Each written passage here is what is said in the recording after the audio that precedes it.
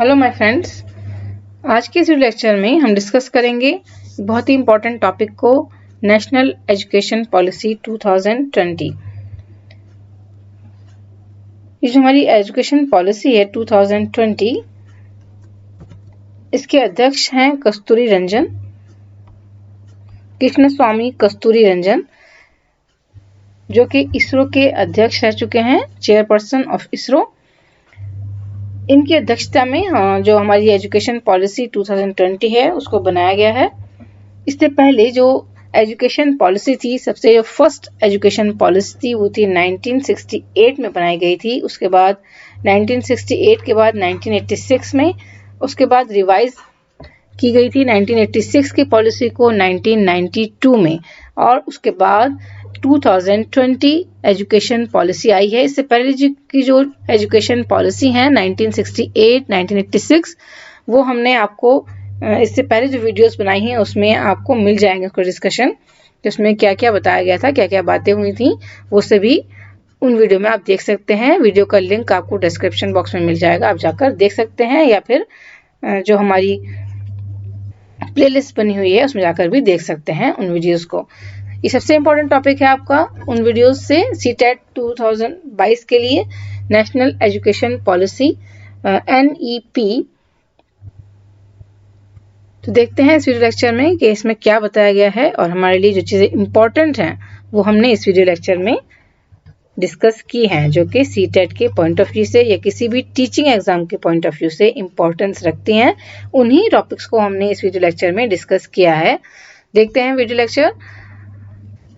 सबसे पहले तो जो एजुकेशन पॉलिसी है हमारी 2020, उसमें जो MHRD था, ministry of human resource and development, उसका नाम चेंज करके रखा गया है मिनिस्ट्री ऑफ एजुकेशन।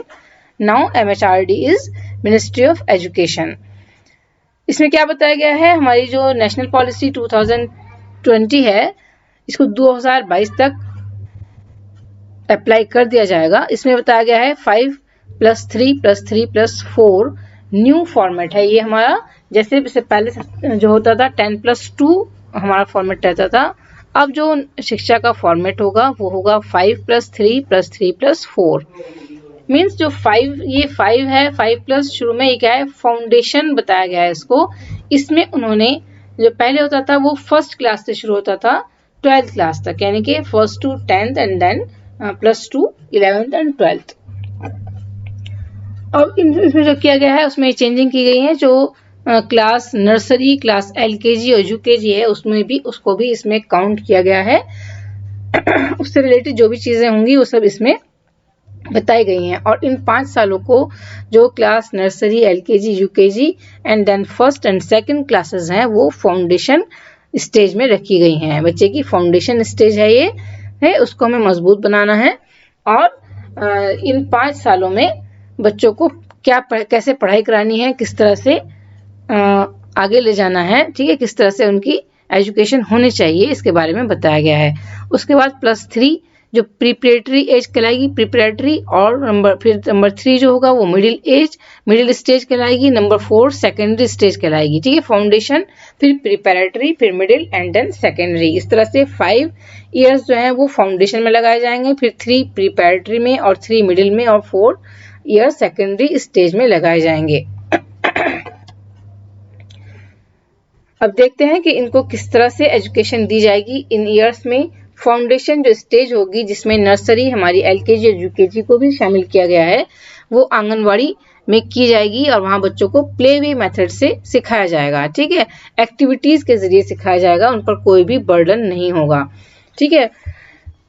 और उनको उनकी अपनी लैंग्वेज में, लोकल लैंग्वेज में सिखाया जाएगा। लोकल लैंग्वेज में का इस्तेमाल किया जाएगा बच्चे के जो 5वीं क्लास तक है ना, 5th क्लास तक बच्चों को उसकी मदर टंग में ही सिखाया जाएगा।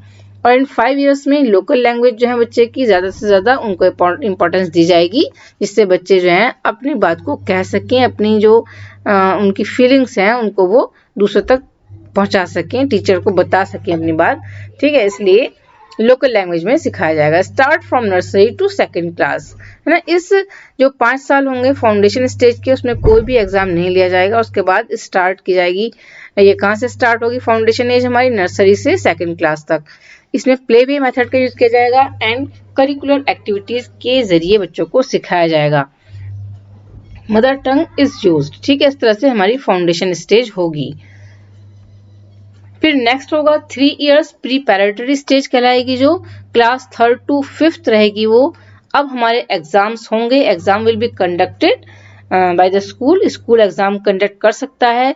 बच्चों को खेल के साथ साथ, एक्टिविटीज के साथ साथ पढ़ाई भी कराई जाएगी, स्टडी भी कराई जाएगी। स्टडी शुरू होगी और बुक्स के जरिए बच्चों को पढ़ाया जाएगा इस स्टेज में। लेकिन क्लास 5th तक जो है वो क्या होगा, मदर टंग ही यूज की जाएगी बच्चे की। उस पर बर्डन नहीं होगा कि वो इंग्लिश में सीखे या किसी और लैंग्वेज में उसको सिखाने की कोशिश की जाए, उसको इम्पोज की जाए उस पर कोई दूसरी लैंग्वेज, ऐसा नहीं किया जाएगा। फिर 3 इयर्स होंगे मिडिल स्टेज। इसमें क्लास 6 अप टू 8th आएगी। 6th, 7th and 8th class middle stage में आएंगी। 3 इयर्स इसमें कंप्यूटर साइंस सिखाई जाएगी बच्चों को, साइंस, मैथ्स, वोकेशनल कोर्स, कोई भी वोकेशनल कोर्स जो वो सीखना चाहते हैं, जिसमें उनकी रुचि है, जिसमें उनका इंटरेस्ट है, वो वोकेशनल कोर्स ले सकते हैं, जैसे कि सिलाई, कढ़ाई या बढ़ाई का काम या मछली पालन, इस तरह की चीजें जो कि छोटे छोटे उद्योग हैं, वोकेशनल कोर्सेज हैं, उनकी भी शिक्षा दी जाएगी। Arts and any other Indian language, ठीक है। मदर टंग के साथ साथ किसी भी इंडियन लैंग्वेज को बच्चा सीख सकता है, जैसे कि उर्दू, हिंदी, संस्कृत, ठीक है, और पंजाबी, और भी कोई लैंग्वेज जो कि इंडियन लैंग्वेज हैं वो सीख सकता है क्लास 6 to 8th में, ठीक। उसके बाद हमारी जो नेक्स्ट होगी वो होगी 4 years secondary stage. Secondary stage हमारी होगी 9th to 12th। इस तरह से 4 इयर्स होंगे, 9th, 10th, 11th and 12th।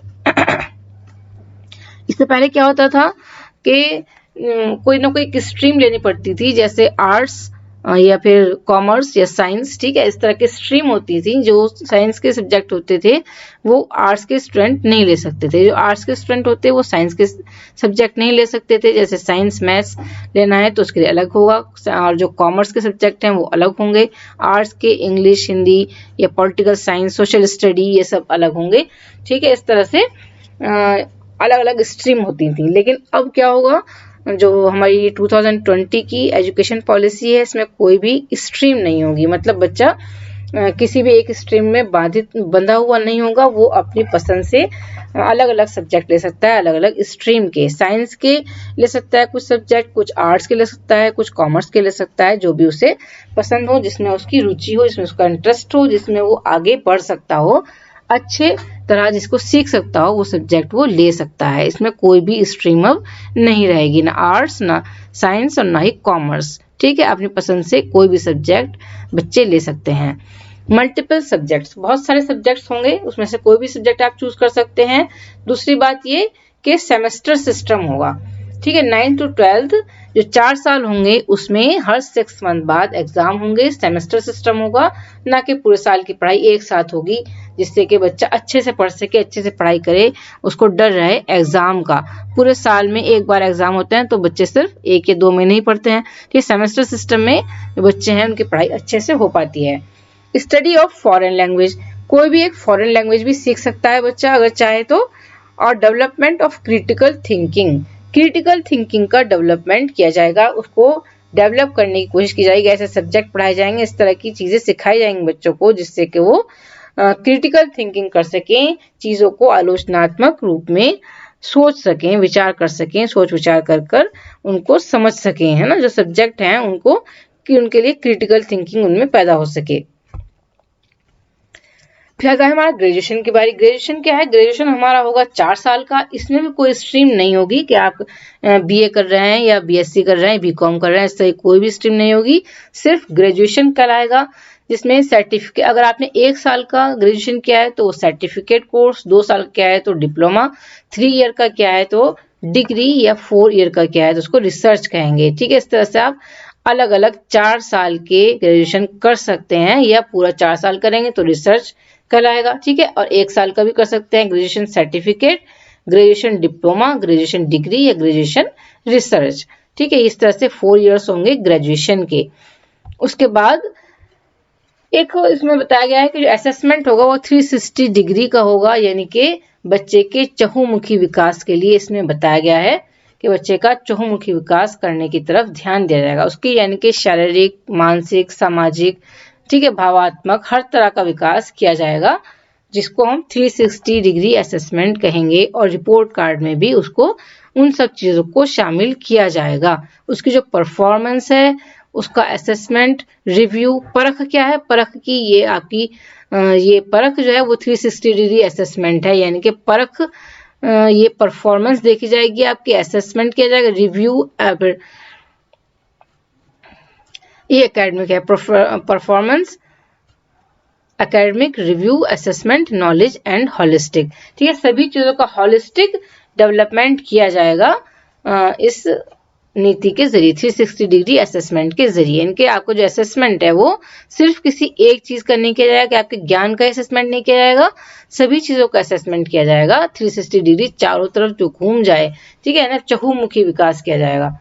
और उसका फिर असेसमेंट किया जाएगा कि आपके किस तरह से विकास हुआ है, सभी चीजों का, सभी पक्षों का विकास हो पाया है, नहीं हो पाया है। पॉइंट्स टू रिमेंबर, इसमें कुछ चीजें हैं जो आपको याद रखने की हैं, जैसे NCFTE का निर्माण किया जाएगा। NCFT यानी कि national curriculum framework for teacher education, है ना, एक डॉक्यूमेंट तैयार किया जाएगा NCFTE। इसको तैयार करेगी हमारी NCTE, जो national council of teacher education, इस डॉक्यूमेंट को तैयार करेगी। NCFTE national curriculum framework for teacher education. NCFE